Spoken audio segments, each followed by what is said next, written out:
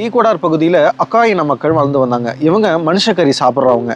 இவங்களை எப்படியாவது போய் சந்திக்கணும், இவங்களுக்கு இயேசுவின் அன்பை சொல்லிடணும்னு ஜிம் எலியட்டும் அவருடைய நண்பர்களும் பல முயற்சிகள் எடுத்தாங்க. அவங்க ஃப்ளைட்டில் இருந்து அநேக பரிசு பொருட்களை போட்டாங்க ஃபஸ்ட்டு. அதுக்கப்புறம் அவங்கள நேரில் சந்திக்கணும் அப்படின்னு சொல்லி அவங்க விரும்பினாங்க. அப்படி அவங்கள சந்திக்க போகும்போது ஒரு கூட்டம் அவங்கள வரவேற்றாலும் அவங்கள பார்த்து பயந்த ஒரு சிலர் அவங்கள தாக்கி அவங்கள கொன்று போட்டாங்க.